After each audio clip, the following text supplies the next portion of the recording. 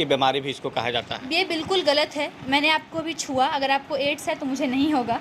नहीं, मुझे नहीं है। अरे please don't take me that way. मैंने मजाक में एक बात कही, मेरी मम्मी है, मैंने छुआ। तो एड्स छुई है कि एक परिवार सिर्फ खून के रिश्तों से नहीं बनता, परिवार जो है वो दिल से बनता है, वो दिल के रिश्तों से बनता है। तो एक इतना स्पेशल रिश्ता बन गया है मेरा मीडिया वालों से कि ये रिश्ता अटूट है, और इतना ज़्यादा प्यार सब लोग मुझसे करते हैं, मुझे इतना मानते हैं कि ये मेरे लिए तो बहुत बड़ी बात है। किताबों के बादशाह, भारत से लगातार किताब जीतने वाली जानवी बिटिया जो मुजफ्फरपुर के है। और आपने देखा कि थोड़ा साइड होइएगा, पहले मैं एक चीज़ तस्वीरें दिखा दूं। और यहाँ से देखिए, जहाँ तक आपकी नज़र पड़ेगी, यहाँ से यहाँ तक सब एक एक अवार्ड है। और भारत से लेकर अमेरिका तक, मैंने पहले ही बोला कि हैट्रिक अवार्ड संयुक्त राष्ट्र फाउंडेशन अमेरिका ने भी दिया है। और इस बार मिस टीन का भी अवार्ड इनके सर पर एकदम चमचमा रहा है। कैसा लग रहा है? नमस्कार, मेरा नाम जानवी है, मैं 16 साल की हूँ। एक और नया परिचय आज से, मैं एली club viewers choice miss teen India 2022 की विनर हूँ। काफ़ी खुशी मिल रही है, काफ़ी अंदर से मतलब एक गौरवमयी पल है मेरे लिए, मेरे परिवार वालों के लिए कि ये ताज आज मेरे सर पे सजा हुआ है। यदि सर्च किया जाए तो सबसे ज़्यादा अवार्ड पाने वाले लड़की भी आप माना जा सकता है? क्योंकि माना जा सकता है, आगे और भी बहुत कुछ करना है। मैं कहती हूँ कि अभी तो ये बस शुरुआत हुई है मेरी, आगे और भी खिताब और भी अवार्ड्स मेरे नाम पर होंगे। और मेरा उद्देश्य केवल खिताब या फिर अवार्ड्स लेना ही नहीं है, मेरा उद्देश्य है समाज के लिए कुछ अच्छा करना। जिस उद्देश्य को लेकर मैं पिछले 5 साल पहले चली थी, वो अभी तक मैं राह से भटकी नहीं हूँ। वही उद्देश्य मेरा अभी भी क्लियर विजन है कि जेंडर इक्वलिटी को अचीव करना। ये तो उस बीच में मैंने ट्राई किया और मुझे अचीवमेंट वहाँ पे मिली, तो उसी चीज़ का ताज है ये। दिशा भटका था या फिर निशाना था? कुछ भी नहीं भटका था, उसी दिशा, उसी पर कहते नहीं है कि एक पंथ दो काज, एक तीर से दो निशाने। तो एक निशाना मेरा जेंडर इक्वलिटी की तरफ, वो तो हमेशा रहेगा। मैं हमेशा कहती हूँ चाहे जो हो जाए, मरते दम तक मैं उस पर काम करूँगी। और उसी बीच में मेरा इंटरेस्ट जगह ग्लैमर की फील्ड में, ग्लैमर, मॉडलिंग, एक्टिंग, मुझे बचपन से ही इन सब चीज़ों में इंटरेस्ट था। और इसी चीज़ को लेकर मेरा एक्टिंग में भी मैंने बहुत कुछ ट्राई करा था। कुछ साल पहले एक चीज़ ट्राई करी थी, और अभी मॉडलिंग में मैंने ट्राई किया, जिसमें मेरा सिलेक्शन हो गया। सिलेक्शन हो गया। 2-4 चीज़ें जानकारी चाहूँगा, दर्शक जानना की कोशिश करते हैं कि ये इसमें क्या बॉडी फिटनेस को लेकर होता है, या फिर आपके टैलेंट को लेकर होता है, या फिर कुछ अलग ऐसा चीज़ें दिखती है आप में, उसके चलते इसमें आपको सिलेक्शन किया जाता है? हाँ, तो मैं बाकी सारे के बारे में तो मैं नहीं जानती, मिस इंडिया, मिस वर्ल्ड के बारे में, बट मैंने इसमें पार्टिसिपेट किया। तो ये एक IQ एंड पर्सनैलिटी कॉन्टेस्ट था। इसमें हाइट को लेकर कोई रिस्ट्रिक्शन नहीं थी। जो भी लड़कियां अगर देख रही हो, पार्टिसिपेट करना चाहती हैं, तो हाइट को लेकर कोई रिस्ट्रिक्शन नहीं, वेट को लेकर कोई रिस्ट्रिक्शन नहीं, सुंदरता का कोई पैमाना नहीं।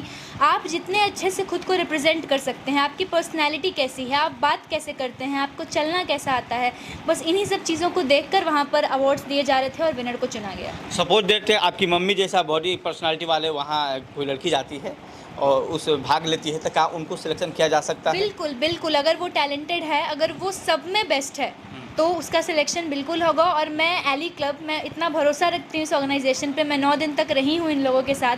इतना ट्रस्ट है मुझे कि ये लोग सिर्फ टैलेंट के भूखे हैं।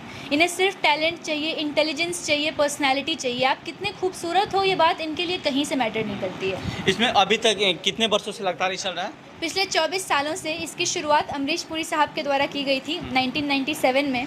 एली क्लब बेसिकली एक ऑर्गेनाइजेशन है दिल्ली की, जो कि मिस टीन इंडिया कॉन्टेस्ट को कराती आ रही है 24 सालों से।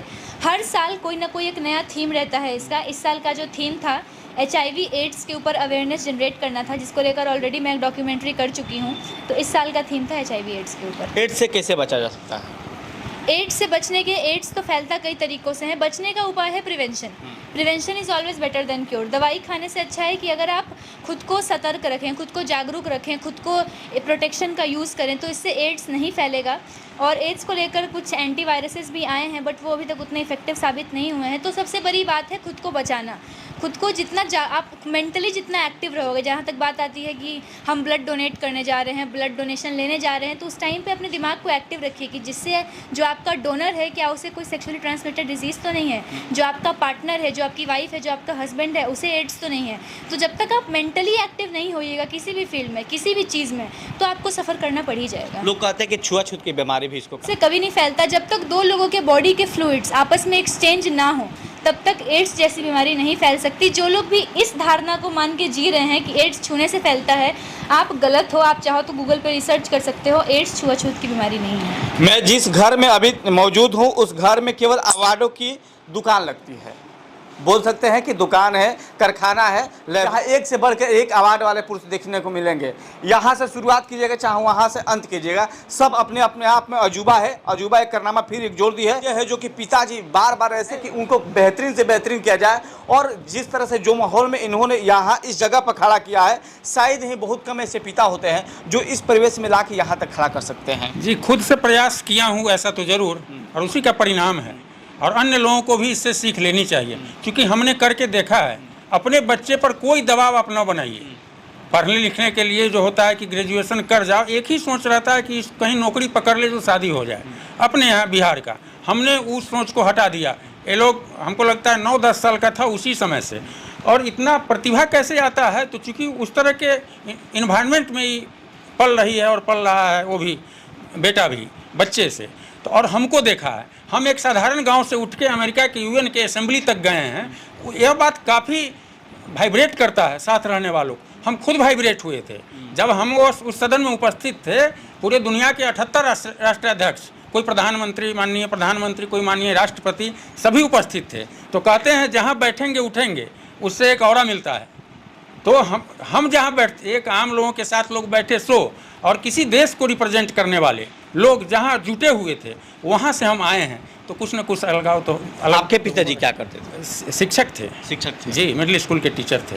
आप क्या करते हैं? हम तो बताए यूएनओ में रिप्रेजेंटेटिव और क्या है, करते हैं? NGO है अपना। काफ़ी एक्टिव पर्सन, सोशल मीडिया में सबसे ज़्यादा ऑडिटिंग भी करते हैं। बड़े भैया चार्टर्ड अकाउंटेंट है, तो वहाँ उस फर्म से ऑडिटिंग का भी अनुभव है। आपके मित्र है जानवी, जी, कैसा लग रहा है आज? बहुत खुशी हो रही है आज। बहुत खुशी हो रहा है जी, कुछ अंदर से फील हो रहा है कि मैं भी कुछ करूँ ऐसा? बिल्कुल। मेरे अलावा भी काफ़ी सारी मुजफ्फरपुर की या बिहार की लड़कियां सर जो आज जिनसे प्रेरित हो रही हैं। तो अभी आप प्रेरित हुए, आपका लक्ष्य क्या होगा कि हम भी क्या करें कि हमारे पास भी मीडिया को होड़ लगे, बधाई देने वाले के तांता लगे?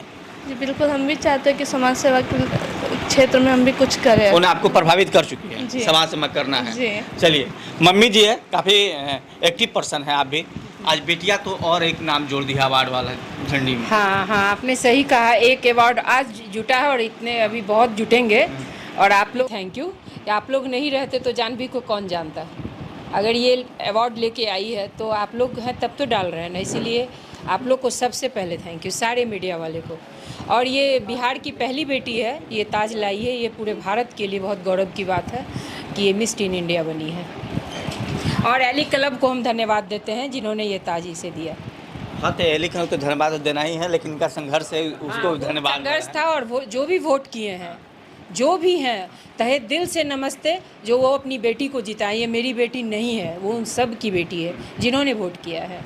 ये समाज के लिए समर्पित कर चुकी है जानवी को, और सभी समाज ने इनको अपने पास रखा है, इनको आगे बढ़ाने की कोशिश कर रहा है। जब से लोगों का पता चला है कि जानवी बिटिया फिर एक बार से अवार्ड लेकर घर पहुंच रहे हैं, तब से यहाँ मीडिया और तमाम यहाँ के आसपास के लोग, फैमिली के लोग, परिवार के लोग और रिश्तेदार सुबह से ही एकदम तांता लगाए हुए हैं। और मैं ये कहना चाहूँगी कि इतनी अच्छी फैमिली मेरी है, मीडिया वाले, मेरे जो भी भाई हैं, जो भी मेरा इंटरव्यू, इतनी बड़ी फैमिली है कि वहाँ पर मुझसे ज़्यादा आप लोगों को इंतज़ार था। उन लोगों को इंतज़ार था कि कब जानवी का रिजल्ट आए जल्दी से और हम आए इंटरव्यू के लिए।